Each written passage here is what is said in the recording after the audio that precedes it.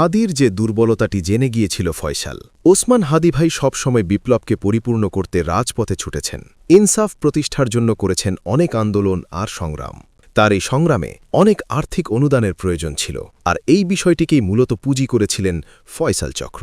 4 December রাত 8টা 18 বাংলা মোটরের ইনকেলাব culture সেন্টারে আসেন শুটার ফয়সাল ও তার সহযোগী কবির। হাদির সাথে করেন 6 মিনিটের এক বৈঠক। এটি ছিল মূলত হাদির সঙ্গে সখ্যতা তৈরির পর্ব, যেখানে হাদিকে নির্বাচনী প্রচারণায় সাহায্য ও সহযোগিতার কথা বলেন ফয়সাল। সেখানে হয়তো বিপ্লবকে পরিপূর্ণ করতে আর্থিক সাহায্যের কথাও বলেছিলেন ফয়সাল। ফয়সাল জানত হাদির কাছে যাওয়ার এই একটিমাত্রই রাস্তা খোলা আছে, আর এই রাস্তা ধরেই হাদির বিশ্বাস অর্জন করেন ফয়সাল।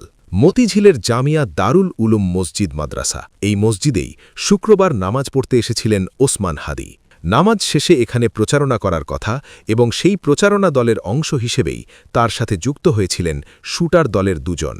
তখনও হাদি জানত না এই দুজনই তাকে গুলি করে পৃথিবী থেকে সরিয়ে দিতে চায়। হাদির মতোই যারা বিপ্লবকে পরিপূর্ণ করতে রাজপথে লড়ছেন, বিশেষ করে হাসনাত, নাহিদ, সার্জিস সহ সকলের কাছে অনুরোধ, কেউ রাজনৈতিক কাজে সাহায্য করতে চাইলে তার উদ্দেশ্য সম্পর্কে আগে জেনে নেবেন। আমরা এক হাদিকে হারিয়েছি, আর কোনো হাদিকে হারাতে চাই না।